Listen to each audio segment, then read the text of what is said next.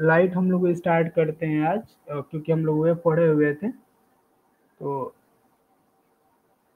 सबसे पहले बताओ, आप लोग के लाइट सुनते ही मन में क्या आता है? लाइट क्या है? लाइट क्या है जनरली आप बता दो। तो क्या कह सकते हो? लाइट को आप क्या कह सकते हो?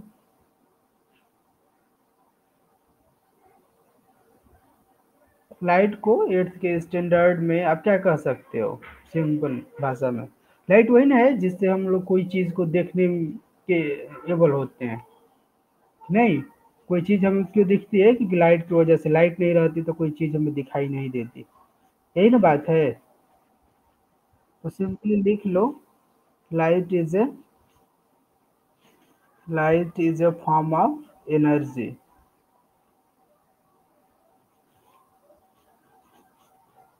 लाइट एक एनर्जी ही है, which is used to used to see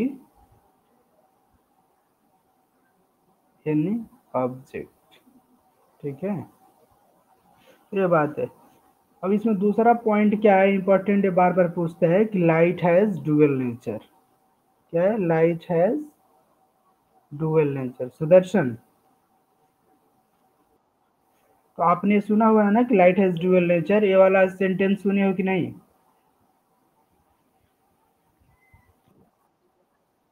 वही, हाँ वही बताया जाएगा। तो लाइट हैज डुअल नेचर आपने बुक में कहीं पढ़ा होगा, सुने होगे, तो आज एक्सप्लेन किया जाएगा। इसके बाद किसी को कोई डाउट नहीं रहेगा। ठीक है, डुअल मतलब डबल। ठीक है, डुअल नेचर होता है। तो what does it mean? Dual nature का मतलब क्या है? डुअल नेचर का मतलब है, जैसे लाइट, देखो लाइट ट्रैवल करती है कि नहीं करती है? हम्म। तो अब ट्रैवल करने का दो तरीका है ना, आप पार्टिकल के फॉर्म में ट्रैवल करो, आई वेव के फॉर्म में ट्रैवल करो। ठीक है। क्यों सुदर्शन? ट्रैवल करने के कितने तरीके हैं? कहीं ट्रैवल करने के लिए, किसी भी चीज को ट्रैवल करने के लिए कितने तरीके हैं? दो तरीके हैं। या आप तो वेव के फॉर्म में ट्रैवल करो, या तो पार्टिकल के फॉर्म में ट्रैवल करो। जैसे हम लोग ट्रैवल करते हैं, गाड़ी बस से ट्रैवल करती हैं, तो किस में ट्रैवल? पार्टिकल के फॉर्म में ट्रैवल करती हैं कि नहीं? साउंड वेव ट्रैवल होती है। साउंड वेव भी एक जगह से दूसरे जगह से जाती है, तो पार्टिकल के फॉर्म में नहीं जाती है। किस फॉर्म में जाती है? वेव के फॉर्म में ट्रैवल होती है। करती है कि नहीं? हाँ। तो लाइट का क्या है? डुअल नेचर है। लाइट में पार्टिकल नेचर भी है और वेव नेचर भी है। ठीक है। तो डुअल नेचर, इसका कहने का मतलब क्या है? लाइट में क्या है? पार्टिकल नेचर भी है और वेव नेचर भी है। पार्टिकल नेचर भी है और क्या है? वेव नेचर भी है। तो आप सोचोगे सर लाइट तो वेव जैसी है, कहीं टकराती है तो पार्टिकल नेचर रहती, तो इससे तो चोट भी नहीं लगता है। ये सब आपको मन में आ रहा है कि नहीं सवाल? कि पार्टिकल रहता तो चोट लग जाती, लाइट टकराती तो। ये सब बातें मन में आ रही है कि नहीं? हम्म। हाँ। तो देखो, जो पार्टिकल नेचर है, तो पार्टिकल सब हम लोग लाइट को पहले वेव की तरह ही देखते थे। तो जो आइंस्टीन थे, अल्बर्ट आइंस्टाइन, नाम सुना है आप लोगों ने? हाँ, आकांक्षा। जो अल्बर्ट आइंस्टाइन थे, तो उन्होंने जब फोटो इलेक्ट्रिक की डिस्कवरी किया, फोटो इलेक्ट्रिक इफेक्ट, आप लोग बड़े क्लासेस में जाकर पढ़ोगे फोटो इलेक्ट्रिक इफेक्ट। तो जो फोटो इलेक्ट्रिक इफेक्ट है, क्या होता है ना, जब लाइट अगर किसी प्लेन मेटल सरफेस पे अगर गिरती है, तो उसके बाद जो वहां से जो इलेक्ट्रॉन होते हैं, क्या हो जाते हैं, उसमें से बाहर निकल जाते हैं, क्योंकि उनको उतना ज्यादा एनर्जी मिलती है। जो फोटो इलेक्ट्रिक इफेक्ट है ना, केवल सिर्फ वेव नेचर से एक्सप्लेन नहीं हो पाया, क्योंकि उन्होंने अलग अलग कलर्स की लाइट डालकर उस पे देखा था। तो आप बड़े क्लासेस में पढ़ोगे, तो बस ऐसे याद कर लो, जो फोटो इलेक्ट्रिक जो इफेक्ट है, इसमें पार्टिकल नेचर का एक फिनोमिना है। ठीक है, photo electric effect is particle nature phenomena. ठीक है। और वेव नेचर को कहाँ प्रूव होता है? एक यंग्स डबल, एक साइंटिस्ट है, शायद पूरा नाम नहीं याद है, लेकिन उनके लास्ट में यंग्स, यंग्स नाम था, यंग नाम था, तो इसलिए उन्हें यंग डबल स्लिट एक्सपेरिमेंट उन्होंने किया। Double slit experiment. तो ये वाला एक्सपेरिमेंट बहुत फेमस है, आप 12th में जाओगे तो पढ़ोगे। तो इस एक्सपेरिमेंट से क्या होता है? लाइट वेव नेचर की ये प्रूफ होता है। ठीक है। तो अभी ऐसे देखकर इसको डरो नहीं, इसका क्या सिग्निफिकेंस है हम आपको बताएंगे। ठीक है आकांक्षा, देखिए, कैसे हुआ, तो डबल स्लिट जो एक्सपेरिमेंट है ना, वेव कैसे ट्रांसफर करते हैं देखो। डबल स्लिट एक्सपेरिमेंट में क्या किया ना कि यहाँ पे जैसे लाइट के इधर से सोर्स है, कोई लाइट का सोर्स है यहाँ पे, ठीक है, यहाँ पे क्या है, लाइट सोर्स है, तो यहाँ से क्या निकलेगा, लाइट निकलेगी, क्या है, लाइट सोर्स है। तो यंग्स जो साइंटिस्ट थे वो क्या किए ना, एक यहाँ पे ऐसे लगा दिए बैरियर इसके लिए, और मतलब ऐसे था, यहाँ पे बीच में क्या कर दिए, होल कर दिया। स्लिट का मतलब क्या होता है, होल, ठीक है, पतला सा। सुदर्शन, हाँ, तो यहाँ पे एक होल कर दिए और फिर एक यहाँ पे इसके बाद, तो अब देखो यहाँ से जब लाइट आई ना, तो यहाँ से लाइट निकल के बाद क्या होती है, एक फ्रिंजेस के फॉर्म में बन गई, ऐसे ऐसे वेव जैसे ट्रांसफर होती है, ऐसे ऐसे बन गई, ठीक है, ऐसे ऐसे लाइट फैली यहाँ से, इस तरह से, ठीक। अब उन्होंने क्या किया, अभी इसके साथ ही एक और यहाँ पे उन्होंने लगा दिया, एक और जो स्लिट का उन्होंने बैरियर लगाया, और क्या किया उन्होंने, एक यहाँ पे डबल होल वाला एक वो लगा दिया, डबल होल वाला एक लगा दिया लाइट के लिए बैरियर, इस तरीके से था, जिसमें डबल होल था। यहाँ पर देखो इसमें क्या है, इसमें दो होल है कि नहीं, देखिए यहाँ पे छोटे छोटे एकदम होल हैं, ये जो होल है बहुत छोटे छोटे होते हैं, ठीक है। तो लाइट का ये जब देखना है, ये जो एक्सपेरिमेंट है, तो ये वाला होल बहुत छोटे छोटे होते हैं, वो नैनोमीटर के आर्डर में होते हैं, आप बड़े क्लास में जाओगे पढ़ोगे, तो यहाँ पे जब हुआ ना, तो यहाँ पे भी एक अलग से एक फिर ऐसे ऐसे इनका वेव बना, और इसका क्या बना, इसका अलग से बना, ठीक है। तब देखो यहाँ पे दोनों वेव एक दूसरे को इंटरफेयर कर रहे हैं कि नहीं, कर रहे हैं ना, एक दूसरे को इंटरफेयर कर रहे हैं कि नहीं। हाँ, और फिर यहाँ पे ऐसे अब बढ़ता जाएगा, ये ऐसे बढ़ता जाएगा, दोनों खत्म नहीं होगा। उन्होंने क्या किया कि यहाँ पे स्क्रीन लगा दिया, यहाँ पे क्या लगा दिया उन्होंने, स्क्रीन, यहाँ पे एक स्क्रीन लगा दिया। तो यहाँ पे उन्होंने जब स्क्रीन लगाया, क्या है, ये स्क्रीन था उनका, मतलब स्क्रीन मतलब जानते हो ना, स्क्रीन जो आप नॉर्मली ऐसे स्क्रीन जो बात करते हो, वो वाला स्क्रीन, जहाँ पे जाके लाइट टकराए और यहाँ पे कोई शैडो बने, कुछ बने, तो ये इसको क्या बोलते हैं, इसको यंग्स स्क्रीन बोलते हैं, इसको यंग्स स्क्रीन है। तो इस स्क्रीन पे उन्होंने क्या देखा ना कि लाइट में क्या बन गया था, यहाँ पे इस स्क्रीन पे देखा कि यहाँ पे ना ऐसे अब सर्कुलर ऐसे ऐसे फ्रिंजेस बने, क्या बना इस पे, ऐसे, जहाँ पे दोनों वेव एक दूसरे को इंटरफेयर करके सेम फेज होता था, तो क्या हो गया, वहां पे लाइट हो गया, वहां पे लाइट हो गया। फिर क्या हो गया, उसके बाद जहाँ पे सेम नहीं होता था फेजेस, तो वहां पे क्या हो गया, डार्क हो गया, तो कहीं एकदम अंधेरा अंधेरा हो गया, कहीं लाइट हो गया, ऐसे मतलब एक फिक्स इंटरवल पे। तो इससे ये पता लगा कि लाइट क्या है, वेव नेचर की है, ठीक है। ऐसे जैसे एक जगह शैडो पट्टी बन गया और एक जगह लाइट वाला पट्टी बन गया, समझ रहे हो ना किस तरह से, जैसे मान लो अभी आपका वो है, जैसे ट्रेन में आप बैठते हो, ट्रेन में बैठे हो ना,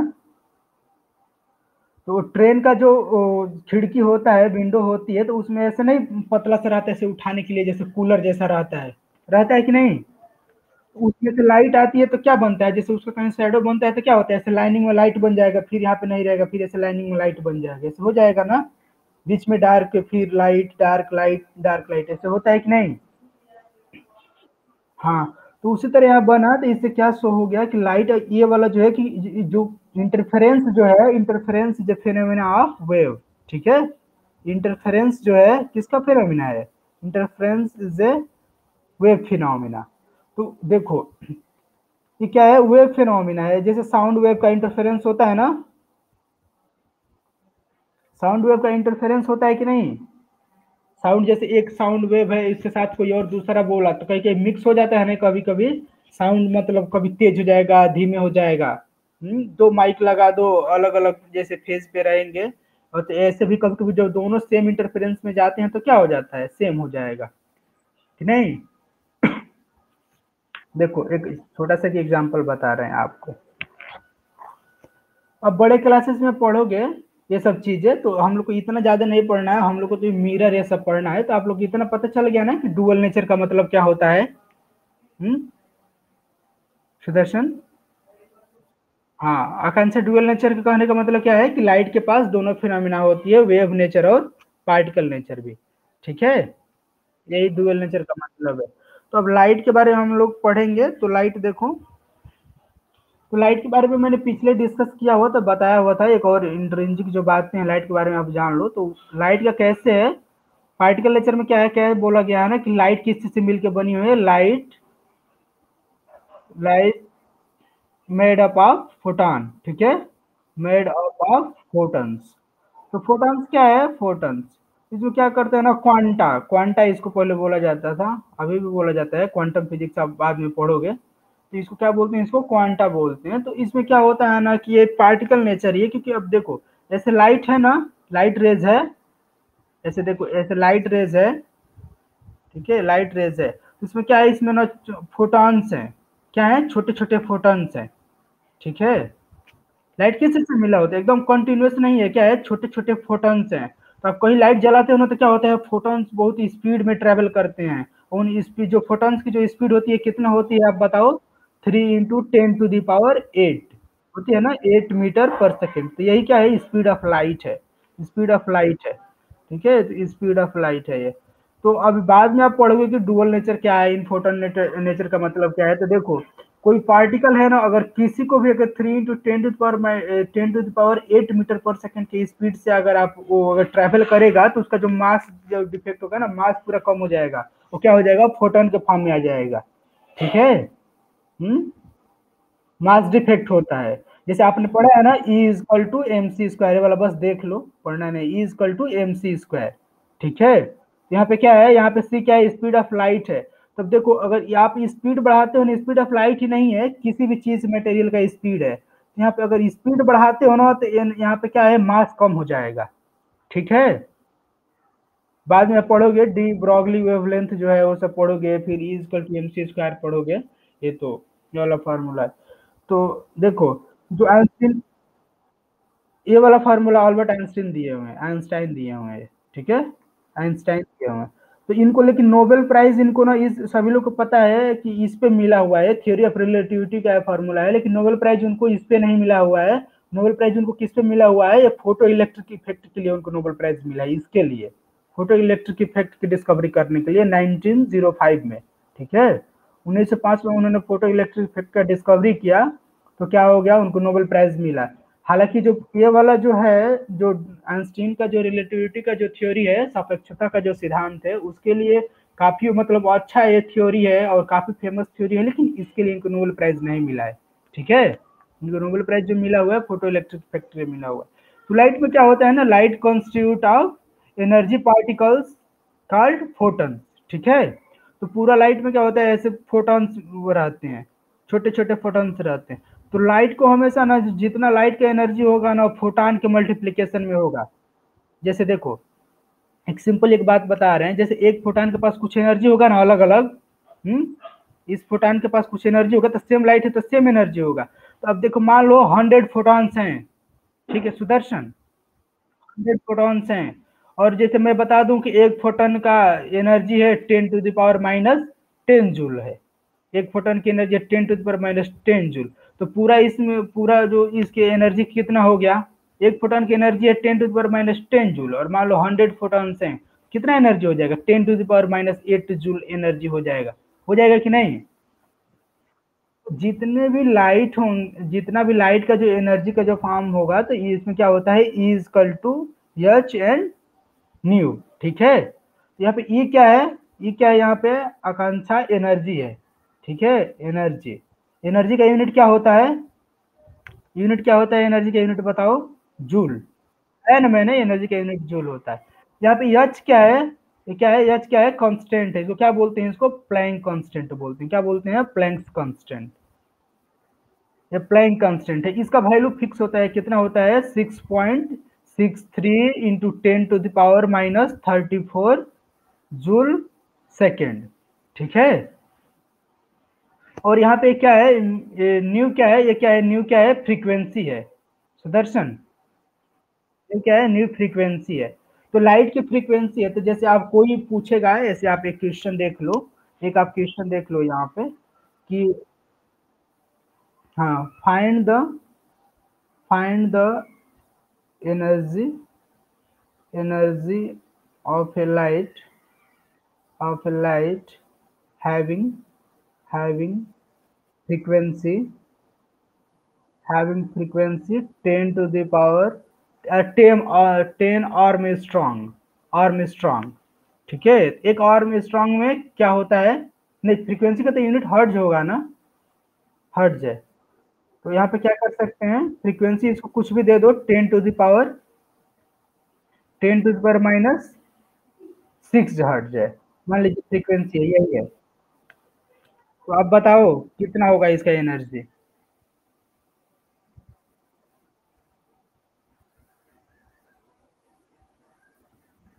एनर्जी बताइए कितना होगा इसका। अब लोग कैलकुलेट करो, फ्रीक्वेंसी दे दिया गया है, फार्मूला मैंने पीछे बताया ही है, फार्मूला क्या होता है, E equal to h nu. यहाँ पर लिख लो क्या होगा, E equal to h nu. ठीक है, एच का वैल्यू आपको पता है 6.63 into 10 to the power minus 34 joule into second. ठीक, और यहाँ पे देखो ये कितना है, इंटू न्यू, तो यानी कितना है 10 टू द पावर माइनस 6। और हर्ट्ज का यूनिट क्या होता है ना, 1/सेकेंड होगा कि नहीं, सेकेंड का पावर-1 होगा कि नहीं, होगा ना। टाइम पीरियड का इन्वर्स ही ना फ्रीक्वेंसी होता है। पर्सन, फ्रीक्वेंसी क्या होता है, टाइम पीरियड का इन्वर्स होता है कि नहीं। हाँ, तो यहाँ पे देखो कैलकुलेट कर लो, तो यहाँ पे कितना हो जाएगा, ये 6.63 इंटू 10 टू दी पावर। अब देखो यहाँ पे -34 ये है और इसका फ्रीक्वेंसी -6 में है, तो कितना हो जाएगा, ये दोनों का मल्टीप्लीकेशन हो जाएगा, तो कितना हो जाएगा, -40 हो जाएगा। ठीक है, -14 जूल, इतना एनर्जी हो जाएगा। समझ रहे हो ना। तो लाइट का फ्रीक्वेंसी दिया रहेगा तो आप एनर्जी कैलकुलेट कर लोगे कि नहीं। हाँ, तो यहाँ पे एक, अब देखो, अब एक बात है, एक और क्वेश्चन देख लो, find energy of a photon having frequency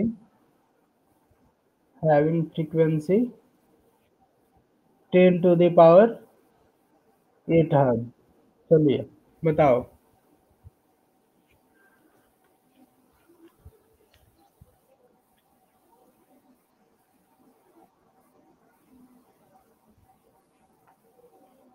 बताओ आकांक्षा, ऐसे क्वेश्चन आता है एग्जाम में।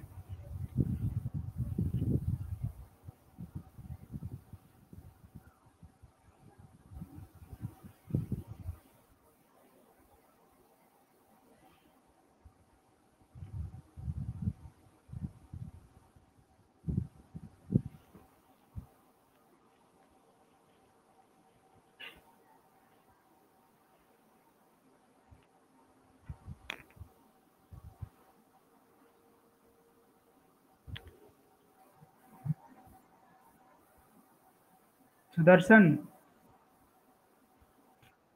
क्या हो गया, बताओ आंसर। इजकल टू क्या होगा, इजकल टू एस न्यू, होगा कि नहीं। प्लेन कांस्टेंट कितना है, ये हमेशा वैल्यू एग्जाम में दिया रहेगा, इसको याद नहीं करना है, कांस्टेंट है 6.60 into 10 to the power joule second. और इंटू ये क्या हो जाएगा, 8, 10 to the power 8 second inverse. तो ये कितना हो जाएगा, ये 6.63 इंटू 10 वाला करेंगे तो 8 है, माइनस में है तो दोनों का पावर 8 होगा, तो कितना हो जाएगा, 10 टू द पावर-26, यही होगा ना, 26 जूल। तो अब एक देखो, एक फोटॉन का इतना एनर्जी है, तो जो लाइट होती है ना उसमें काफी ज्यादा फोटॉन्स होते हैं, मिलियंस में ऐसे होते हैं। ठीक है, बहुत ज्यादा। तो ज्यादा फोटॉन्स मिलके जो लाइट की जो एनर्जी होती है जूल में नहीं होती है। अभी ये वाली एनर्जी क्या है, बहुत कम एनर्जी है ना। हम्म, ये तो टेंडिंग टू जीरो एनर्जी है एक तरह से कहा जाए तो फिर देखो अब दूसरा वाला इसमें क्या है, तो मैंने एक वो बताया था ना, क्या होता है जब आप देखे हो ना, कोई पार्टिकल है जो वेव है, किसकी स्पीड क्या होता है, v इक्वल टू क्या होता है, जो वेलोसिटी ऑफ वेव क्या होता है, न्यू लैम्डा। होता है कि नहीं, ये फार्मूला पढ़े थे कि नहीं, मैंने पढ़ाया था ना, वो पढ़ाते टाइम की speed is equal to frequency into wavelength, बताया था ना। यहाँ पे v क्या है, स्पीड बोलो या वेलोसिटी बोलो, हाँ वेलोसिटी बोलो या क्या बोलो, वी यहाँ वेलोसिटी बोलो या स्पीड बोलो, दोनों में से। यहाँ पे क्या है, म्यू क्या है, यहाँ पे फ्रीक्वेंसी है। ये क्या है? फ्रीक्वेंसी। और लेमडा क्या है? वेवलेंथ। ये मैंने बताया हुआ है कि वेवलेंथ क्या होता है, फ्रीक्वेंसी क्या होता है। वो वाला वीडियो देख लेना। तुम क्लास में थे कि नहीं सुदर्शन उस दिन? नहीं थे ना, तो वीडियो क्यों नहीं देखे? वहाँ पे वीडियो डाला गया वेव का। हम्म? हाँ है, 1 घंटे का वीडियो है, भेज दूंगा। अब है, पड़ा हुआ है, यूट्यूब पे है। हाँ, तो यहाँ पे देखो, अब क्या होता है, किसी की वेलोसिटी होती है तो क्या होती है, फ्रीक्वेंसी इंटू वेवलेंथ का मल्टीप्लीकेशन होता है। तो लाइट की वेलोसिटी को किससे डिनोट करते हैं? सी होता है ना। हम्म। तो लाइट पे भी यही वाला रूल लगेगा, लाइट का जो वेलोसिटी है सी है, इंटू न्यू लेमडा है। और सी का वैल्यू आप पता है ना आपको, 3 × 10⁸ पता है कि नहीं? हाँ, मीटर पर सेकेंड। अब यहाँ पे देखिए, आपको न्यू दिया रहेगा तो आप लेमडा बता सकते हो, आपको लेमडा दिया रहेगा तो आप म्यू बता सकते हो, फ्रीक्वेंसी बता सकते हो। बता सकते हो कि नहीं? और जब आपको फ्रीक्वेंसी या लेमडा दोनों में से कोई एक चीज पता लग गया तो आप क्या कर सकते हो, अब फ्रीक्वेंसी और वेवलेंथ में से दोनों चीज अगर कोई एक भी एक पता लग गया तो आप उस लाइट का एनर्जी बता सकते हो। बता सकते हो कि नहीं? तो ऐसे याद करते हो ना तुम लोग की रेड लाइट का जो वेवलेंथ ज्यादा होता है, उसका वेवलेंथ कम होता है, ये सब याद करते हो कि नहीं करते हो? हम्म। तो इसीलिए जरूरत है वहां पे, तो एग्जाम में ऐसा कुछ आएगा तो लेमडा का वैल्यू दिया रहेगा तो न्यू का बताया जा सकता है। तो अब देखो, तो यहाँ पे क्या होता है, ये क्या है, जैसे हम लोग ने लिखा था E = एस न्यू लिखे थे कि नहीं? और लाइट के केस में अभी क्या हुआ है, अभी मैंने C क्या है, न्यू लेमडा, है कि नहीं? यहाँ पे इस इक्वेशन में से देखो, यहाँ पे न्यू का वैल्यू हम लोग C/लेमडा लिख सकते हैं कि नहीं? न्यू का वैल्यू हम लोग C/लेमडा लिख सकते हैं ना? हाँ। तो यहाँ पे फिर इसका वैल्यू रख दो, न्यू का वैल्यू, तो यहाँ पे क्या हो जाएगा, H C/लेमडा। ठीक है, हो जाएगा कि नहीं? तब देखो, अब क्वेश्चन करो, यहाँ पे क्वेश्चन देख लो। तो find the energy of a photon having wavelength having wavelength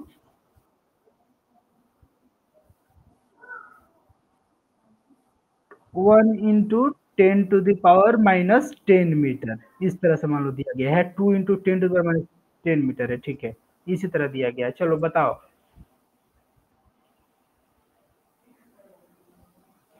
find the energy of a photon having wavelength, जिसे हर बार क्या दे रहे थे हम, फ्रीक्वेंसी दे रहे थे, सर फ्रीक्वेंसी नहीं दिया है, वेवलेंथ दिया गया है।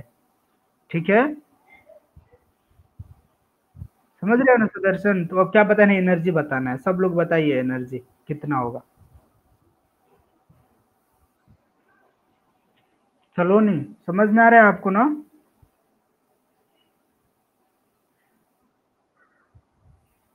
चलो नहीं, काजल आपको समझ में आ रहा है?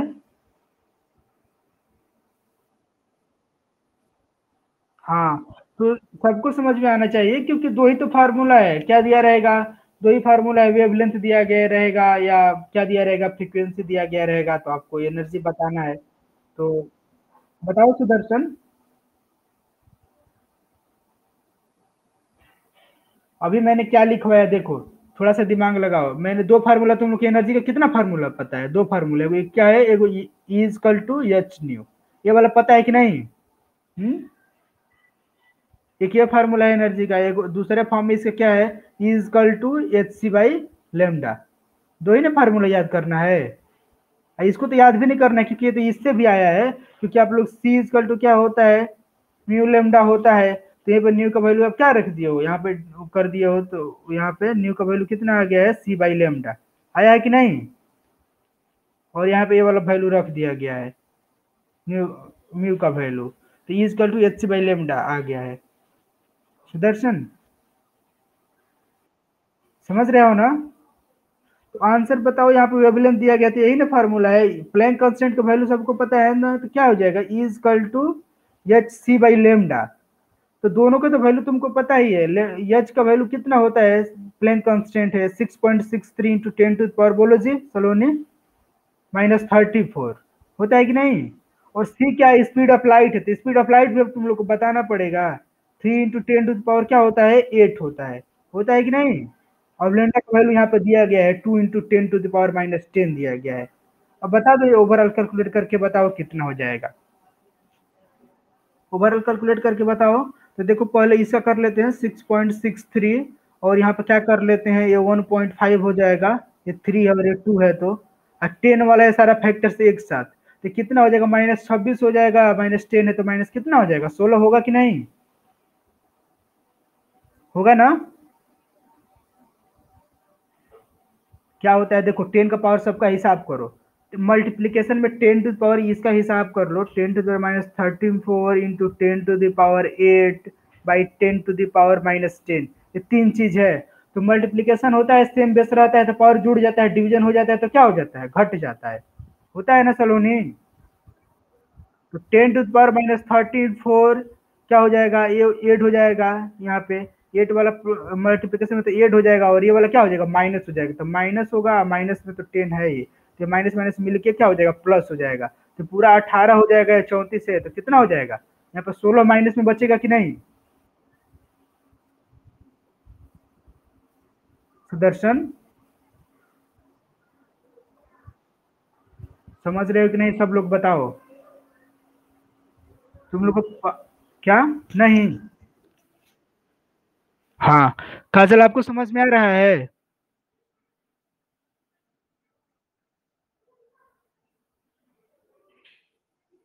काजल हाँ, तो ऐसे में नहीं बिहेव करो कि आ नहीं रहा है, जब समझ में आ रहा है तो बताओ।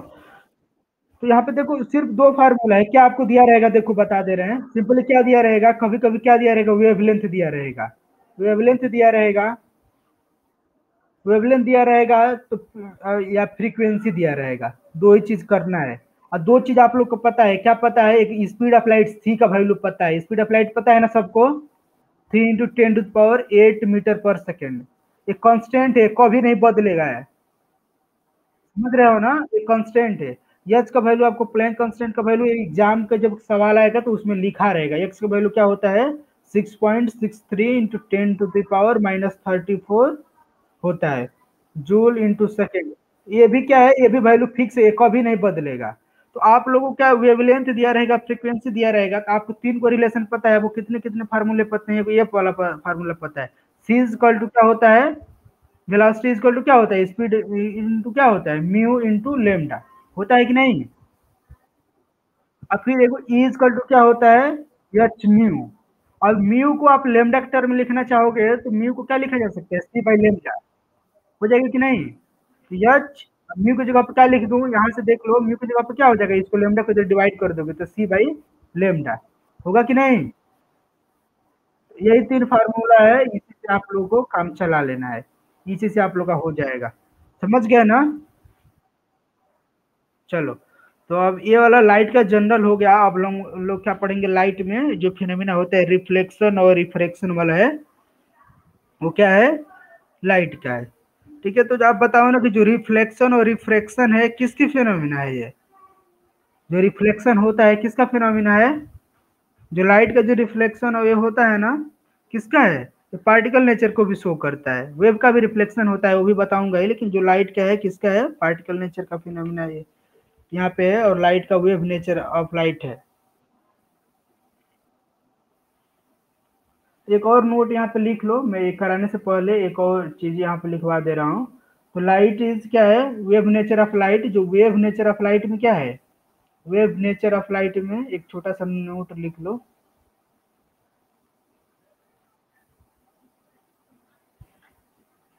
अब मान लो वेव है तो कैसा वेव है, मैंने वेव बताया था ना आप लोगों को कि दो टाइप का वेव होता है, इलेक्ट्रोमैग्नेटिक वेव होता है और मैकेनिकल वेव होती है, चलो नहीं।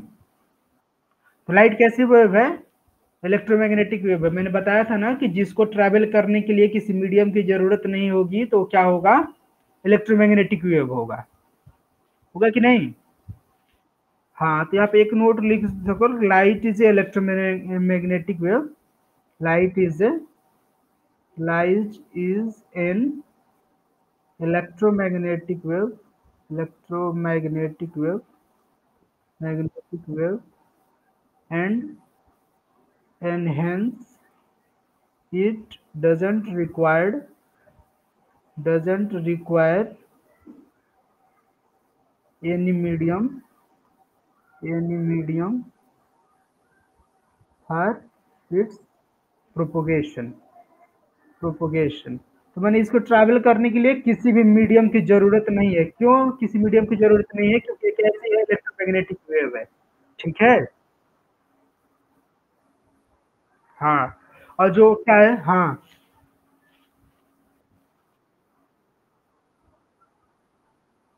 हाँ तो समझा देंगे, कल वो भी समझा देंगे, एक बार बताए थे, एक बार और बता देंगे। ठीक है। अब देखो यहाँ पे दो आप लोग या एक और आप लोग एग्जाम में लिखना है। यहाँ पे दो तीन चीजें मैं लिखवा दे रहा हूँ। फिनोमिना, क्या हो गया ये,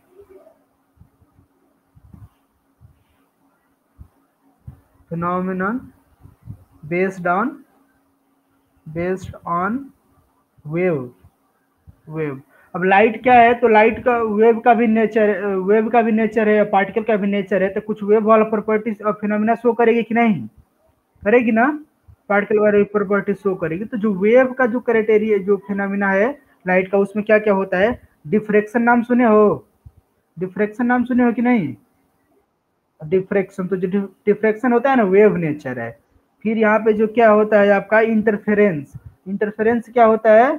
इंटरफेरेंस भी वेव नेचर है। और उसके बाद क्या है? पोलराइजेशन है। तो लाइट आप बड़े क्लास में पढ़ोगे तो लाइट का क्या होता है? पोलराइजेशन भी होता है। ठीक है। मतलब लाइट हमेशा, पोलराइजेशन का मतलब क्या होता है? लाइट हमेशा स्ट्रेट लाइन में ट्रेवल नहीं करती है। अब तक आप लोग ने क्या पढ़ा हुआ है? लाइट हमेशा स्ट्रेट लाइन में ट्रेवल करती है ना। लेकिन लाइट हमेशा स्ट्रेट लाइन में ट्रेवल नहीं करती है, क्योंकि वेव है, तो वेव इलेक्ट्रोमैग्नेटिक वेव है, तो क्या हो जाएगा? उसका पोलराइजेशन तो होगा ही होगा। ठीक है। हाँ। तो यहाँ पे ऑब्जेक्ट मैंने पढ़ाया हुआ था ना, ऑब्जेक्ट कितने टाइप के होते हैं? Luminous object, non luminous object, ये सब, लूनर इक्लिप्स, सोलर इक्लिप्स, ये सब मैं पढ़ाया हुआ हूँ लाइट का। बताया हुआ कि नहीं? तो उसके बाद भी क्या है, अब लाइट के बाद हम लोग क्या पढ़ेंगे, तो इतना सब मतलब नॉर्मल बातें थी। उसके बाद हम लोग क्या पढ़ेंगे, अभी लाइट का ना मिरर पढ़ेंगे। तो इतना आप लोगों को हम अब क्या पढ़ेंगे सुदर्शन? मिरर। तो चलो रिफ्लेक्शन थोड़ा सा बता दे रहा हूँ। रिफ्लेक्शन ऑफ लाइट क्या है? Reflection of light. अभी ए वाला जो प्लेटफॉर्म है ना, उतना अच्छा नहीं है। ए वाला जो प्लेटफॉर्म है, टीच मतलब ए वाला जो प्लेटफॉर्म है स्क्रीन शेयर का, इतना अच्छा नहीं है। इस पे उतना अच्छा लिख नहीं पाते हैं बोर्ड पे। जो अपना जब प्लेटफॉर्म हम लोग का जो बन रहा है ना, तो उसमें अच्छा इसी इंटरफेस रहेगा। ठीक है। हाँ। तो अब हम लोग पढ़ेंगे रिफ्लेक्शन ऑफ लाइट। तो रिफ्लेक्शन ऑफ लाइट में क्या होता है सुदर्शन? क्या होता है बताओ, रिफ्लेक्शन क्या होता है जी? देखो, कोई भी सरफेस है ना, कोई भी सरफेस है, तो उस पर लाइट अगर फॉल करेगी तो क्या होती है? रिफ्लेक्ट होती है। क्या होगी? अगर कोई भी सरफेस पे लाइट फॉल करेगी तो क्या हो जाएगी? रिफ्लेक्ट होगी। तो इसे डायग्राम बना के बहुत बार क्वेश्चन आता है। ये जो लाइट जो यहाँ पे फॉल करती थी, इसको क्या बोलते हैं जी? इंसिडेंट रे बोलते हैं। इसको क्या बोलते हैं? Incident ray. हाँ, इंसिडेंट रे इसको बोलते हैं। और यहाँ पे जाने के बाद ये जब रिफ्लेक्ट होती है, इसको क्या बोलते हैं? इसको रिफ्लेक्टेड रे। Reflected ray. तो देखो, सरफेस अब दो तरह की होती है। अभी जो सरफेस है कैसा हो सकता है? प्लेन भी हो सकता है, रेगुलर और इरेगुलर दो तरह के हो सकते हैं। तो देखो, तो यहाँ पे एक ड्रॉ करते हैं, जो सरफेस की कोई भी सरफेस है ना, तो उसका जो परपेंडिकुलर क्या हुआ। तो इस सरफेस का मान लो, यहाँ पे तो सरफेस मतलब स्ट्रेट है, रेगुलर है, तो यहाँ का जो परपेंडिकुलर होगा, ये क्या होता है? इसको परपेंडिकुलर होता है। एक जो परपेंडिकुलर जो लाइन है, इसको क्या बोलते हैं? इसको नॉर्मल बोलते हैं। इसको क्या बोलते हैं? इसको नॉर्मल बोलते हैं। सलोनी, समझ रही हो ना? हाँ, नहीं समझोगी तो पुआ पकाओगी। तो यहाँ पे पुआ जानते हो उसे दर्शन ना, क्या होता है? हाँ। तो ये वाला जो एंगल है, ये वाला जो एंगल, इसको क्या बोलते हैं? इसको एंगल ऑफ इंसिडेंस बोलते हैं। इसको क्या बोलते हैं? एंगल ऑफ इंसिडेंट बोलते हैं। इसको थीटा आई से डिनोट करते हैं, आई लिख दो, चाहे ऐसे बोलते हैं इसको, एंगल ऑफ इंसिडेंस। ठीक है। और इसको क्या बोलते हैं? ये वाला जो एंगल, इसको क्या बोलते हैं? Angle of reflection. ये क्या होता है? इसको क्या बोलते हैं? Angle of reflection. Angle of reflection, अभी तुम लोग को मैं क्वेश्चन दूंगा और पूछूंगा, तो तुम लोग देखना है यहाँ पे। और ये वाला क्या है जी, एंगल ऑफ इंसिडेंस है, एंगल ऑफ इंसिडेंस है ये वाला, एंगल ऑफ इंसिडेंस। तो एक बात हमेशा याद रखना है, खोपड़ी में भेजे में घुसा लेना है कि जो एंगल ऑफ इंसिडेंस होता है किससे मेजर होता है, नॉर्मल से देखते हैं, सरफेस से नहीं देखते हैं। किससे देखते हैं, नॉर्मल से देखते हैं, समझ रहे हो ना। और जो एंगल ऑफ रिफ्लेक्शन है उसको भी किससे देखते हैं, जो नॉर्मल वाले रे है नॉर्मल वाली लाइन से देखते हैं, कितना डिग्री का कोण बन रहा है, वही एंगल ऑफ इंसिडेंस है, वही एंगल ऑफ रिफ्लेक्शन होगा। ऐसा नहीं है कि सरफेस से इस एंगल से कोई मतलब नहीं, ये नहीं कि ये वाला एंगल दिखने लगे। तो जैसे मैं यहाँ पे एक सवाल दे दूं, ऐसे मान लो एक सवाल दे दूं इस तरह से, अब ये बोलो ये स्ट्रेट सरफेस है, यहाँ पे बोल दूं कि ये मान लो 20 डिग्री है, एंगल ऑफ इंसिडेंस बताओ जी, एंगल ऑफ इंसिडेंस बताओ सलोनी, तो जरा एंगल ऑफ इंसिडेंस बताओ सलोनी। एक सवाल है, इस डायग्राम में बताने 20 डिग्री यहाँ पे लिखा गया है, तो एंगल ऑफ इंसिडेंस बताना है। चैट बॉक्स में लिख सकती हो, बोल नहीं पा रही हो तो। हाँ, काजल, हाँ, तो कितना होगा एंगल ऑफ इंसिडेंस, 70 डिग्री होगा। कैसे 70 डिग्री होगा, क्योंकि देखो ये जो सरफेस है तो इस पे नॉर्मल बना लेंगे, यहाँ पे नॉर्मल बना लेंगे, नॉर्मल का मतलब होता है परपेंडिकुलर, नॉर्मल का मतलब क्या होता है, परपेंडिकुलर, जो परपेंडिकुलर है सरफेस के, ठीक है। तो यहाँ पे 20 है तो ए वाला भी एंगल देखेंगे, हमारा ये एंगल ऑफ इंसिडेंस नहीं हुआ, ए वाला एंगल देखेंगे, तो ये पूरा 90 डिग्री है, तो 20 है तो कितना हो गया, ये 70 डिग्री हो गया, नहीं। अब ये 70 डिग्री हो गया तो इसका एंगल ऑफ इंसिडेंस कितना है, 70 डिग्री है। तब देखो किसी भी जो लाइट है तो उसका यहाँ पर रिफ्लेक्शन की क्या प्रॉपर्टी है, पहले क्या प्रॉपर्टी है, जो लाइट का रिफ्लेक्शन की प्रॉपर्टी है, angle of incidence, angle of incidence, incidence is equal to, is equal to angle of reflection, ठीक है, एंगल ऑफ रिफ्लेक्शन। इसको क्या लिखते हैं कि ऐसे एंगल का साइन ये होता है, तो angle of i is equal to angle r, ठीक है, आई का मतलब इंसिडेंस, आर का मतलब रिफ्लेक्शन। यहाँ पे देखो, अब कोई अगर ये पूछेगा इस तरह से, मैं दे दिया हूँ यहाँ पे 30 डिग्री, यहाँ पे दे दिया है इंसिडेंट रे है, और पूछूं कि find angle of, find angle of reflection, angle of reflection बताइए, सलोनी काजल सब लोग बताइए, एंगल ऑफ रिफ्लेक्शन। आकांक्षा आप भी बताइए सब लोग, सलोनी,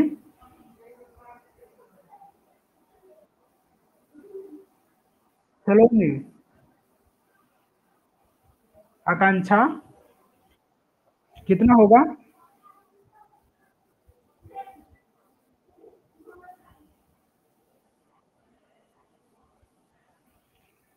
कितना होगा, तो देखिए मैंने क्या बोला कि angle of incidence is equal to the angle of reflection. तो क्या करना है आपको, इस सवाल में क्या नहीं दिख रहा है, यहाँ से एक आप परपेंडिकुलर अपने मन से आप बनाओ, नॉर्मल इस पे ड्रॉ कर लो। तो नॉर्मल का आपको पता है ना कि पूरा 90 डिग्री होता है, तो 30 डिग्री है तो ये वाला एंगल कितना डिग्री हो जाएगा, 60 डिग्री होगा कि नहीं, 60 डिग्री होगा ना, तो यही क्या है 60 डिग्री, एंगल ऑफ इंसिडेंस भी 60 डिग्री है। ये रे ऐसी आई हुई यहाँ पर रिफ्लेक्ट होकर क्या हो जाएगी, ऐसी चली जाएगी, ऐसे चली जाएगी। तो अब यहाँ पे ऐसे चली जाएगी, तो ये 30 है तो ये भी तो 30 होगा ना, तो इधर से भी इस तरीके से देखो तो कितना हो जाएगा, ये 90 है इधर से भी, तो कितना हो जाएगा, ये 60 डिग्री हो जाएगा। तो angle of incidence equal to angle of क्या है, रिफ्लेक्शन है, तो ये क्या हो जाएगा, 60 डिग्री हो जाएगा। समझ गए सब लोग, समझ गए कि नहीं। हाँ, अब देखिए आप लोग को अभी थोड़ा सा जिसको डाउट होगा तो यहाँ पे क्लियर हो जाएगा। देखो कोई भी स्ट्रेट लाइन है, ये वाला पूरा एंगल कितने का है जी, पूरा एंगल कितने होता है, 180 होता है कि नहीं। और इसका परपेंडिकुलर जो ड्रा करोगे नॉर्मल, तो कितना हो जाएगा, ये थोड़ा डायग्राम थोड़ा अच्छा नहीं बन पाया, हाँ, एक कितना हो जाएगा, इस पे ड्रा करोगे तो ये वाला कितना हो जाएगा, ये वाला बताओ, ये दोनों 90 90 हो रहा है ना दोनों साइड में, ये वाला भी इतना एंगल कितना हो गया, 90 डिग्री का, ये वाला भी एंगल 90 डिग्री, और ये वाला भी एंगल कितना है, 90 डिग्री है कि नहीं। हाँ, तो अब इसी को देख के इसी पे कैलकुलेशन आएगा। तो जैसे देखिए, अब यहाँ पे क्या है, जैसे एक ट्रेंगल है, चलो एक यहाँ पे क्या है, ट्रेंगल, ये वाला एंगल मैंने बताया है कि 60 डिग्री है, सुदर्शन। हाँ, अब एक यहाँ पे एक लाइट क्या कर रही है, यहाँ से एक लाइट रे आ रही है, एक लाइट रे फॉल कर रही है, और ये वाला मैं बता रहा हूँ ना कि यहाँ पे किस गिरी, यहाँ पे गिरी हुई है, परपेंडिकुलर फॉल हुई है सरफेस पे, 90 डिग्री ये वाला एंगल है। तो यहाँ पे बताना है, ये वाला इधर क्या है, ट्रांसपेरेंट है, और इधर वाला क्या है, मिरर है, इधर वाले मिरर है, ये क्या है, ये मिरर सरफेस है, मिरर है इधर वाला। तो ट्रांसपेरेंट रहेगा तो लाइट अंदर चली जाएगी, मिरर हो जाएगा तो वहां पे क्या हो जाएगा, रिफ्लेक्शन होगा कि नहीं। हाँ, तो बताना इसमें angle of incidence and angle of reflection बताना है। बताओ सब लोग, angle of incidence, angle of I कितना है, और आर कितना है, एंगल ऑफ रिफ्लेक्शन कितना है, सब लोग बताइए। ऐसे ही डायग्राम बना के सवाल आता है।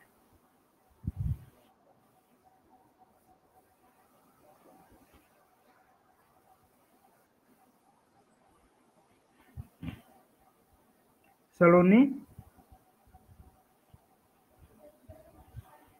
चलो, तो आकांक्षा देखिए, सब लोग ध्यान से देखिए, यहाँ पे क्या है, ये वाला कितना एंगल बताया गया है, 90 डिग्री बताया गया है कि नहीं। हम्म, तो 90 डिग्री बताया गया है, तो ये देखो, ये तो यहाँ से लाइट अंदर आई तो 90 डिग्री है, तो ये क्या है, यानी इस सरफेस पर परपेंडिकुलर है, इधर क्रॉस की तो ये वाला भी एंगल कितना हो जाएगा, 90 डिग्री होगा कि नहीं।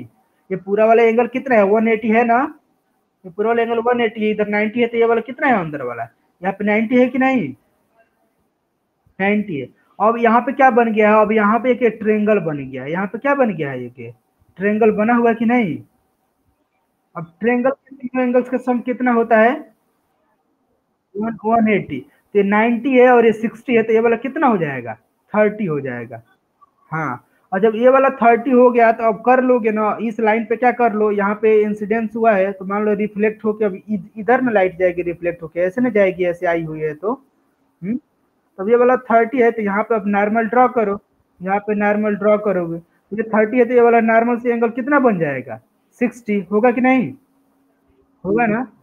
एंगल ऑफ इंसिडेंस क्या है, 60 डिग्री है, तो एंगल ऑफ रिफ्लेक्शन भी ये वाला भी एंगल कितना हो जाएगा, 60 डिग्री होगा, क्योंकि बोला गया है कि angle of incidence is equal to angle of reflection. Saloni, Akanksha, किसी को कोई डाउट पूछिए।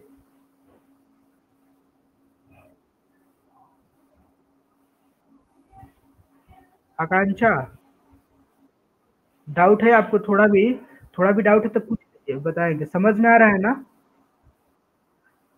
सलोनी, आपको समझ में आ रहा है। हाँ, और इसको काजल आपको। हाँ, तो एक सवाल सब लोग बताएंगे, सब लोग को चैट बॉक्स में लिखना है, कोई बोलेगा नहीं। यहाँ पे देखिए एक सवाल है, जैसे मान लीजिए कि यहाँ पे भी एक क्या है, ट्रेंगल है,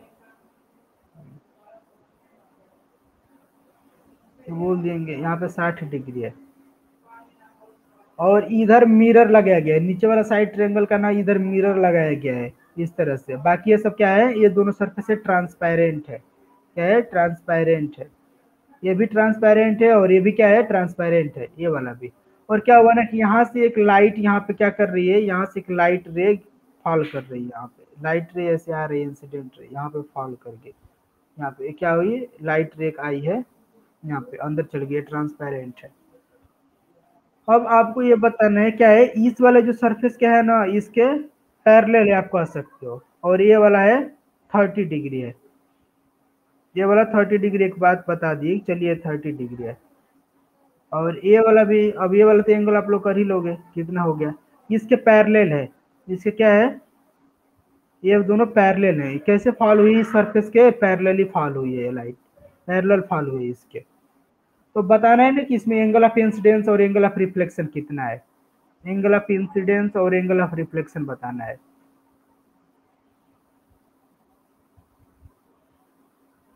एंगल आई और एंगल आर बताना है, angle of incidence, angle of reflection.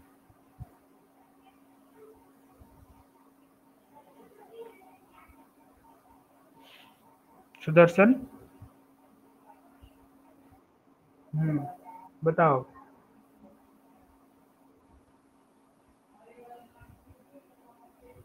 तो ये वाला जो है ना उसके पैरेलल ही आई हुई है, ये लाइट इसके पैरेलल ही फॉल हुई है यहाँ पे। तो इसमें बताना है कि एंगल ऑफ इंसिडेंस और एंगल ऑफ रिफ्लेक्शन क्या है, और ये वाला एंगल 60 दिया गया है।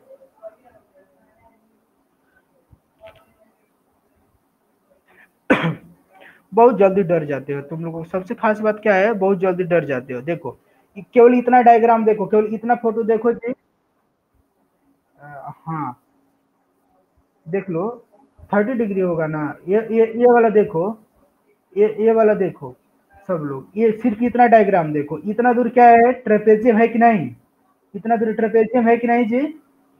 ये वाला दोनों पैरेलल है, यहाँ पे 60 है, अगर इस तरह से बना हुआ है, आप बताओ आकांक्षा, आप ही बता दो अपनी मर्जी से, ऐसे बना हुआ है, हम बोल दिए दोनों लाइन क्या है, पैरेलल है, बोल दिए दोनों लाइन पैरेलल है, ये वाला लाइन ऐसे बड़ी है, और ये वाला एंगल 60 है, तो ये वाला 60 होगा कि नहीं सलोनी, 60 होगा ना,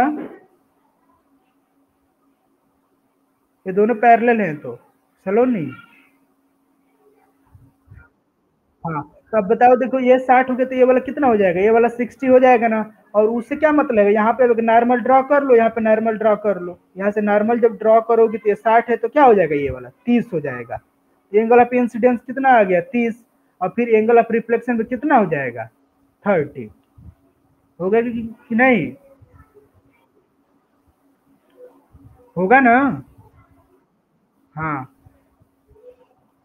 जैसे देखो यहाँ पे 60 डिग्री पे फॉल हुई है, तो यहाँ पे ये क्या हो जाएगा, नॉर्मल रहेगा, तो नॉर्मल मतलब ये पूरा कितना का है, 90 का है, पूरा ये 90 का है, तो 60 है तो ये वाला इतना कितना है, ये वाला कितना है, ये बता दो, 30। हाँ, तो ये जो यही ना एंगल ऑफ इंसिडेंस है, क्योंकि मैंने बताया हुआ कि एंगल ऑफ इंसिडेंस किससे कैलकुलेट होगा, एंगल ऑफ नॉर्मल से, ठीक है, नॉर्मल से कैलकुलेट होगा, और angle of incidence angle of reflection के बराबर होगा।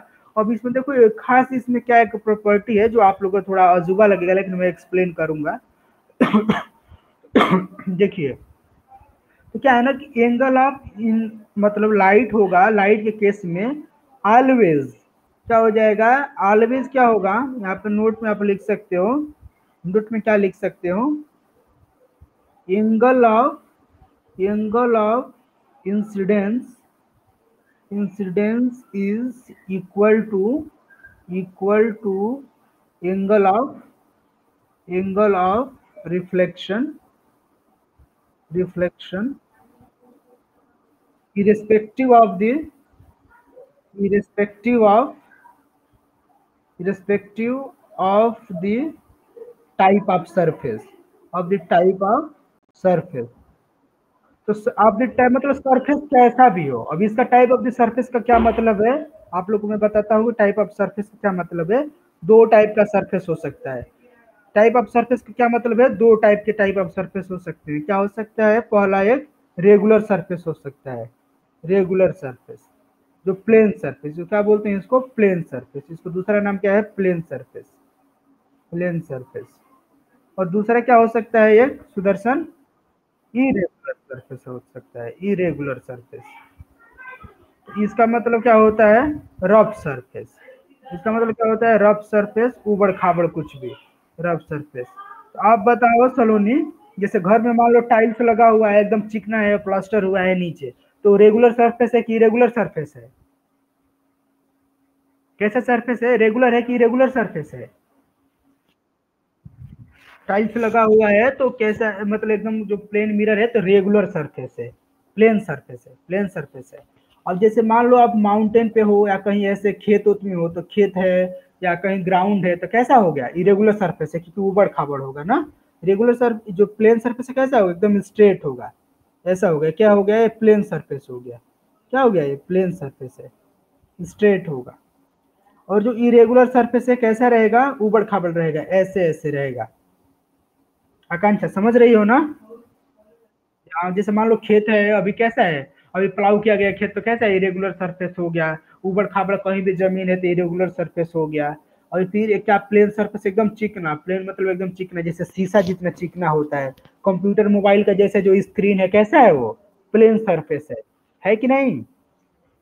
हाँ, तो जो ऊपर वाला जो कंप्यूटर जो मोबाइल के स्क्रीन है एकदम प्लेन सरफेस है, तो रेगुलर है। अब पीछे कोई लोग लगाते हैं ना, मोबाइल के कवर लगाते हैं जो खुरदुरा टाइप का होता है, जिसपे डिजाइन सब बना होता है, एम्ब्रॉयडरी जैसा बना होता है ना, छोटे छोटे।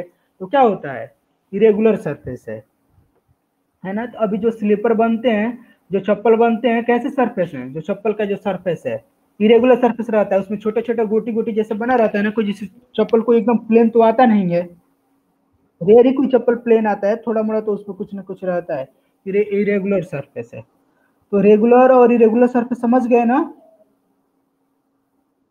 कंप्यूटर का स्क्रीन कैसा सरफेस है, रेगुलर। और मान लीजिए आपका जो हाथ है, आपका जो हाथ है कैसा सरफेस है, आपका जो हथेली है आपका, हाथ कैसा है, इरेगुलर सरफेस है, क्योंकि बहुत सारे उस पर लाइन नहीं बना हुआ है, कहीं गड्ढा है कहीं ऊंचा है कि नहीं। हाँ, तो रेगुलर इरेगुलर आप समझ गए। तो अब ये देखो जो एंगल ऑफ इंसिडेंस है ना, एंगल ऑफ यहाँ पे लाइट गिरेगी ना, तो इरेगुलर हो या इरेगुलर, कहीं भी गिरे, angle of incidence is equal to angle of reflection होगा always. Angle of incidence is always equal to angle of reflection with irrespective of the surface, whether the surface may be regular or irregular, the angle of incidence is always equal to the angle of reflection। ये वाला बात थोड़ा आप लोग को अजीब लग रहा होगा कि सर रेगुलर सरफेस पे तो दिख रहा है, प्लेन सरफेस पे दिख रहा है एंगल जो इंसिडेंस होगा, यहाँ पे नॉर्मल है, यहाँ पे नॉर्मल है, ये नॉर्मल है, इधर से जो एंगल ऑफ जो इंसिडेंस होगा इसके बराबर हो रहा है। समझ रहे हो ना, ये तो आपको दिख रहा है। लेकिन बोलोगे कि सर इरेगुलर में कैसे angle of incidence equal to angle of reflection होगा, तो हाँ आकांक्षा होगा, देखिए हम बता रहे हैं कैसे होगा। जैसे मान लीजिए कि एक वाला इरेगुलर सरफेस है, ठीक। तो अब यहाँ पे इस सरफेस के नॉर्मल ड्रॉ करना है। जैसे मान लो लाइट रे कहाँ रिफ्लेक्ट हो गई, लाइट रे यहाँ पे कहाँ गिरी, फॉल हुई, मान लीजिए यहाँ पे लाइट रे आपका गिर गई, तो यहाँ पे लाइट रे आपका गिर गई ऐसे, इस तरह से यहाँ पे लाइट रे गिरी। अब ये देखियो, इसका नॉर्मल क्या हो गया, इसका नॉर्मल होगा ना, यहाँ से इसका टेंजेंट ड्रॉ कर दो, इसका क्या कर दो, इसका यहाँ से इसको टच करके टेंजेंट, सुदर्शन समझ रहे हो ना, क्या ड्रॉ कर दो इसको टेंजेंट, एकदम इसके परपेंडिकुलर इस सरफेस पे। अब यहाँ पे एकदम इसके टेंजेंट ड्रॉ करो। अब इस लाइन को देख के यहाँ पे एक ऐसा लाइन बनाओ, एक ऐसा लाइन बनाओ जो इसके नॉर्मल हो, यानी इस लाइन की इस सरफेस के नॉर्मल हो। तो यहाँ पे देख लो, ए वाला जैसे इस तरह से ए रहेगा, ये वाला क्या हो गया, इसका ये नॉर्मल हो गया। हर एक सरफेस का नॉर्मल होगा ना, क्या हो गया, नॉर्मल हो गया। अब ये वाला एंगल कितना होगा बताओ, ये 90 डिग्री होगा कि नहीं, हम्म, डिग्री है ना। तो अब यहाँ पे देखो यही है आपका नॉर्मल। अब एंगल ऑफ इंसिडेंस अगर ये ना मान लो आपका 30 डिग्री है, तो एंगल ऑफ रिफ्लेक्शन इस सरफेस से लेके अब कितना हो जाएगा ना, यहाँ से लेके 30 डिग्री इधर आओ नाप के, यहाँ से लेके 30 डिग्री इधर आओ नाप कर, यहाँ पे 30 डिग्री आओ नाप कर, यहाँ से इधर चलो। और यहाँ से आने के बाद में यहाँ से क्या हो जाएगा, इधर से अगर ये फॉल हुई है तो यहाँ से क्या हो जाएगी, इस 30 डिग्री पे क्या हो जाएगी, फिर ऐसे रिफ्लेक्ट हो जाएगी। तो यहाँ पे एंगल ऑफ इंसिडेंस ए हो गया, तो एंगल ऑफ रिफ्लेक्शन ए हो गया। और ये वाला इंसिडेंस रे हो गई, तो ये वाला रिफ्लेक्टेड रे हो गई। समझ रही हो ना। जो प्लेन सरफेस रहेगा तो उसके लिए तो टेंजेंट वही सरफेस हो जाएगा। जैसे मान लो प्लेन सरफेस हो गया, तो इस पे तो आप डायरेक्ट ऐसे क्या कर लोगे, डायरेक्ट इस पे आप नॉर्मल बना लो, क्योंकि इसका वाला तो टेंजेंट यही है। और यहाँ से एंगल देख लो कि एंगल आप इंसिडेंस क्या है, ये वाला एंगल देख लो, फिर यहाँ से इसके बराबर जितना थीटा है, तो थीटा के बराबर भी इधर क्या कर दो, रिफ्लेक्ट करा दो, ये भी थीटा हो जाएगा। लेकिन जो इरेगुलर सरफेस है उस पर भी क्या हो जाएगा, angle of incidence equal to angle of reflection होगा। क्योंकि जब हम लोग ये देखेंगे ना इसका, ये टेंजेंट ड्रॉ कर लेंगे वहां पे। समझ गए ना सब लोग, चलो नहीं आप समझे। इसका एग्जाम्पल हम आप लोग समझाएंगे, तो देखो बताएंगे, बताएंगे इसको। जैसे देखो ये मान लो कर्व मिरर है, ये कर्व मिरर है, टेढ़ा सा मिरर होता है। हाँ, तो जो ये कर्व मिरर है, तो आप ये बताओ, यहाँ पे एक लाइट, यहाँ पे क्या हो रहा है, यहाँ पे एक लाइट रे फॉल हो रही है, यहाँ पे एक लाइट रे फॉल हो रही है, कर्व मिरर है। तो क्या है, मिरर है, कर्व मिरर है, इधर से पेंट किया गया है, मिरर है। इस मिरर को क्या बोलते हैं जी, कनकेव बोलते हैं, कन्वेक्स बोलते हैं, बताओ। कॉनकेव है। तो बताया जाएगा, ये अलग से मैं मिरर पढ़ाऊंगा, अभी केवल सरफेस का बात है। तो देखो ये कैसा है, ये रेगुलर सरफेस नहीं है, प्लेन सरफेस नहीं है, इरेगुलर है ना, प्लेन नहीं है। तो क्या हो जाएगा, देखो मान लो यहाँ से एक रे यहाँ पे फॉल हो गई, यहाँ पे एक रे क्या हो गई, इंसिडेंस हो गई। दर्शन देखो, तो अब यहाँ पे इंसिडेंस हो गई, तो यहाँ पे अब क्या करेंगे, अब यहाँ पे बताना है कि हमको मान लो एंगल ऑफ इंसिडेंस क्या है। जैसे मैंने बोल दिया कि एंगल ऑफ इंसिडेंस कुछ है, इस केस में भी एंगल ऑफ इंसिडेंस जैसे बोल दिया कि मैंने 30 डिग्री हो गया, तो अब आंख बंद के बना बता सकते हो कि एंगल ऑफ रिफ्लेक्शन में पूछूंगा तो कितना हो जाएगा, 30 हो जाएगा, 30 डिग्री हो जाएगा। आंख बंद करके भी 30 डिग्री बता सकते हो।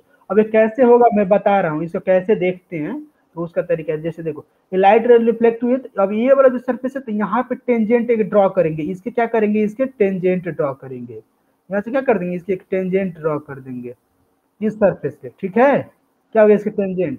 अब इस पे क्या करोगे ना, इस पे क्या करोगे, ये लाइट का एकदम एक क्या करोगे, ड्रॉ करोगे, नॉर्मल ड्रॉ करोगे। जैसे मान लो यहाँ पे इसका नॉर्मल क्या होगा, ये टेंजेंट है तो इसका नॉर्मल लगभग इस तरह से होगा, यहाँ पे ये वाला 90 डिग्री होना चाहिए ना पूरा, ये क्या हो गया, ये इसका नॉर्मल हो गया, ये नॉर्मल। अब ये वाला क्या है, एंगल ऑफ, ये क्या हो गया, एंगल ऑफ इंसिडेंस हो गया, आई हो गया कि नहीं। अब एंगल ऑफ इंसिडेंस ये हो गया ना, तो रिफ्लेक्टेड जो रे होगी आई, तो यहाँ पे छोटा सा एंगल है, तो इसे छोटा सा ही एंगल, सॉरी, ये हो गया, तो यहाँ पे छोटा सा ही एंगल बना के ऐसे रिफ्लेक्ट होके चली जाएगी, ये वाला क्या होगा, एंगल ऑफ रिफ्लेक्शन हो जाएगा। और ये वाला कोई बोल दिया कि मान लो 10 डिग्री हो गया ना, तो आंख बंद करके बोल दोगे कि 10 डिग्री हो गया। कोई ये बोल दिया कि कोई ये 30 डिग्री है, कोई बोल दिया कि 30 डिग्री है, तो ये वाला भी 30 डिग्री रहेगा। समझ गए ना, चलो नहीं। हाँ, तो टेढ़े मेढ़े से कोई मतलब नहीं है। तो जैसे मान लो एग्जाम में सवाल आ जाएगा, ऐसे टेढ़ा सरफेस है, एक टेढ़ा सा सरफेस है, ऐसे इरेगुलर सरफेस है, यहाँ पे एक लाइट ऐसे गिरी हुई है, ऐसे इंसिडेंट, ऐसे बोल दिया, और किसान में दे दिया ऐसे, एग्जाम में से दे दिया, if angle of, if angle of reflection, reflection is 30 degree in the above diagram, in the above diagram, find the, find the angle of incidence, find the angle of incidence, बताओ, angle of incidence बताना है, बता दिया कि angle of reflection क्या है, इसमें 30 degree है, बोल दिया। तो अब जब 30 डिग्री बोल दिया है, जब 30 डिग्री बोल दिया है, तो इसमें अब डायग्राम तो देखने की भी जरूरत नहीं है। जब एंगल ऑफ इंसिडेंस जब 30 डिग्री बोल दिया, तो एंगल ऑफ रिफ्लेक्शन 30 डिग्री बोल दिया, तो एंगल ऑफ इंसिडेंस और एंगल ऑफ रिफ्लेक्शन हमेशा बराबर होते हैं, रेगुलर इरेगुलर कोई भी सरफेस हो, समझ रहे हो। तो जब 30 डिग्री हो गया, 30 डिग्री हो गया, तो ये भी 30 डिग्री हो जाएगा। समझ गए ना सलोनी, सलोनी। हाँ, तो अब देखो, इसमें हमको लग रहा है कि इतना ही हो पाएगा, मिरर आगे दिन में पढ़ाया जाएगा आप लोगों का। तो इसमें कल के दिन में क्या कर देंगे, मिरर पढ़ा देंगे, कॉनकेव मिरर, कॉन्वेक्स मिरर, फिर उसमें जितने भी केसेस होती हैं कि इंसिडेंस होता है ना, कि पोल क्या है, सेंटर क्या है, वो सब चीजें आप लोग को बताना हुआ है, बताना है सब चीज कि कैसे रिफ्लेक्शन होता है, वो सब सारा चीजें आप लोग को हम बता देंगे। तो इतना जनरल बातें समझ गए ना। तो मैं आगे जानबूझ के नहीं पढ़ाता हूँ, जब बेसिक जब पूरा हो जाता है तभी उसके बाद